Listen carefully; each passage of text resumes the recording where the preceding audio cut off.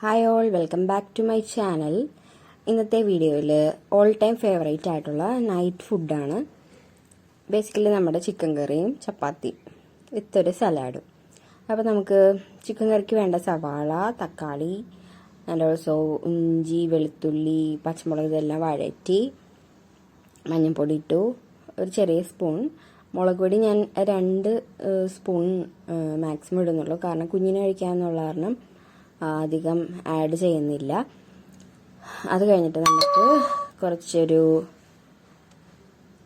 മല്ലിപ്പൊടി, ഗരം മസാല ഇത് രണ്ടും കൂടി ഇതിലേക്ക് ആഡ് ചെയ്യുന്നുണ്ട്.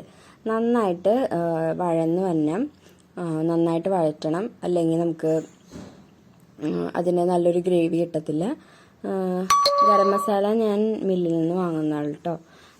അത് ഓൾറെഡി നല്ലൊരു ഒറിജിനലായിട്ടുള്ള സ്പൈസസ് കിട്ടുന്ന ഒരു കടയാണ്.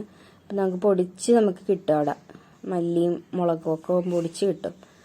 പിന്നെ ചെറുതായിട്ടൊരു ഇച്ചിരി കുരുമുളക് പൊടി ആഡ് ചെയ്യുന്നതാണ്. അതൊരു അല്പം മാത്രം കേട്ടോ ആഡ് ചെയ്യുന്നത്.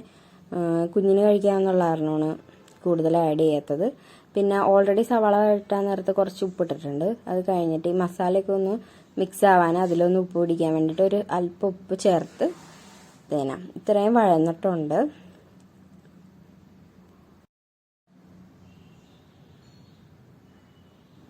ഇതിലേക്ക് ചിക്കൻ ആഡ് ചെയ്തു. അതിനൊപ്പം തന്നെ ചിക്കൻ മസാലയും കൂടി ആഡ് ചെയ്തിട്ടുണ്ട് ഇവിടെ. ഈസ്റ്റേണ്ട ചിക്കൻ മസാലയാണ് ഞാൻ യൂസ് ചെയ്യുന്നത്.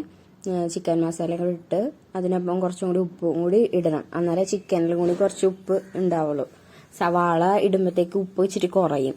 അപ്പോൾ സവാള വഴറ്റി വന്ന് ചിക്കനും കൂടി ഇട്ട് കഴിഞ്ഞ് കഴിയുമ്പോഴത്തേക്കും ഒരു നന്നായിട്ടൊന്ന് മിക്സ് ചെയ്യുക.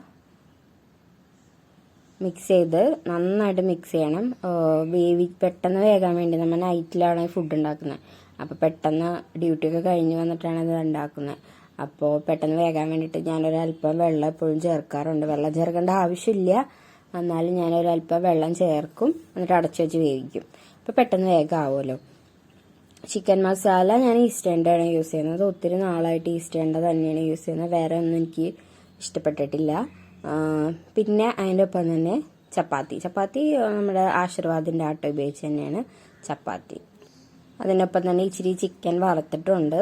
അതിനൊപ്പം തന്നെ കഴിക്കാൻ സലാഡ്, ഇച്ചിരി പൈനാപ്പിൾ, ക്യാപ്സിക്കം, തക്കാളി, ചെറിയൊരു കുഞ്ഞ് കുക്കുംബർ, സവാള ഇതും കൂടി മിക്സ് ചെയ്തിട്ടാട്ടോ. അപ്പോൾ നമ്മുടെ food ready. Thank you for watching.